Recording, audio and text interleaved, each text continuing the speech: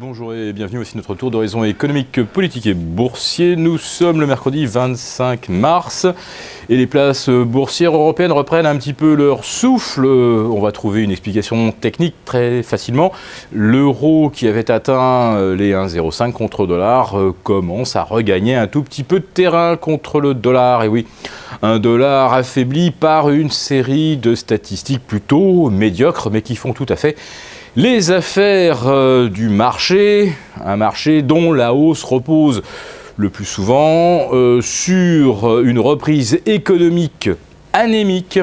Pour vous donner ou vous remettre en mémoire les effets fabuleux des quantitative easing, sachez simplement que la base monétaire, on va dire l'encours détenu par la Fed, était de 800 et quelques milliards en 2008. On est passé à 4,5 milliards. La base monétaire a été multipliée par 4. Et devinez de combien s'est accru le volume des crédits à l'économie réelle dans l'intervalle de 4%. Autrement dit, n'importe quelle reprise économique spontanée donne souvent une reprise de la masse M3 à 4, 5, 6% sans que les banques centrales injectent de l'argent. Alors donc cet argent, qu'est-ce que c'est ? Ce sont simplement des jetons de casino pour les copains banquiers pour qu'ils puissent faire mumuse entre eux, faire monter le prix des actifs et se sentir plus riche. Car oui, le sentiment de richesse, évidemment, ce n'est pas pour vous, ce n'est pas pour moi avec 50 ou 100 000 euros d'épargne, c'est pour ceux qui ont 20, 30, 40 millions. Et qui peuvent à tout moment allouer leurs actifs vers le Japon en espérant bientôt 20 000, en Chine en espérant que la Banque centrale chinoise va injecter à nouveau de l'argent, mais ce n'est peut-être pas justement la priorité aujourd'hui pour la Banque centrale chinoise, car monsieur le Premier ministre chinois a fait officiellement la demande auprès du FMI pour que le yuan fasse partie du panier des devises constituant les droits à tirage spéciaux. Ces fameux DTS par lesquels le FMI prête à n'importe quel pays qui ensuite rembourse et ensuite l'argent est redispatché entre les divers créanciers. Alors la Chine c'est quoi ? Eh bien la Chine c'est justement un espèce de super DTS avec plus de 3 000 milliards de réserves de change.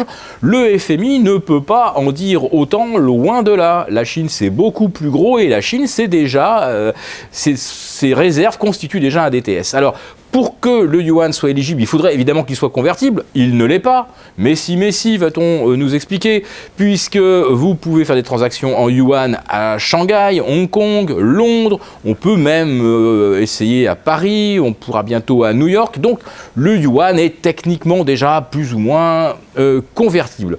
La deuxième condition pour être admissible, eh bien, il faut avoir des réserves en or qui correspondent au moins à 2,5% de ces réserves. Eh bien, la Chine en était très très loin, tout du moins officiellement, il y a 2 ans, avec à peine 1% de ses réserves en or. Mais la Chine en a acheté, la Chine en a extrait de son sol.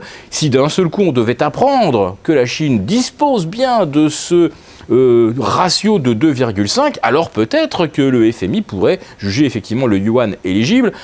C'est quand même la devise de la deuxième économie mondiale, ce n'est pas rien et ça pourrait effectivement remettre en cause pas mal de choses. Parce qu'on est quand même dans un cycle de dédollarisation avec les accords bilatéraux entre la Russie et la Chine, entre la Chine et le Brésil, entre la Chine d'ailleurs et la plupart de ses fournisseurs de matières premières.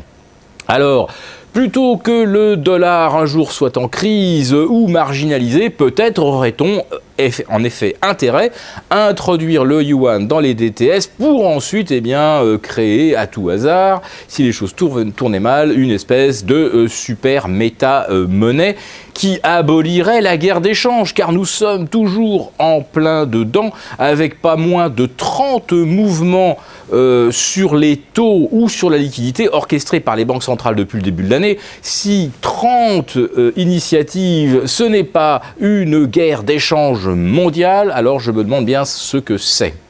Alors si on est bien dans un contexte de guerre d'échange, il y a un moment où les guerres, eh bien, elles tournent mal. Alors pour l'instant, pour les gérants, il n'y a pas de problème. Il y a un choix unique, c'est l'achat des actions.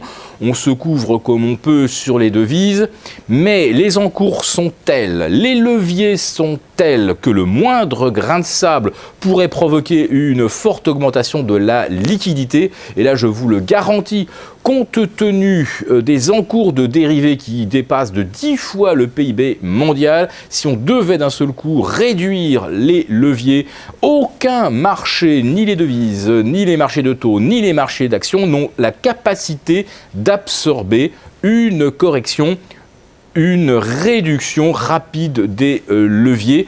Donc, on peut très bien avoir un accident au moment où les planètes sont alignées, mais à un moment, elles sont tellement bien alignées qu'il finit par se produire une éclipse.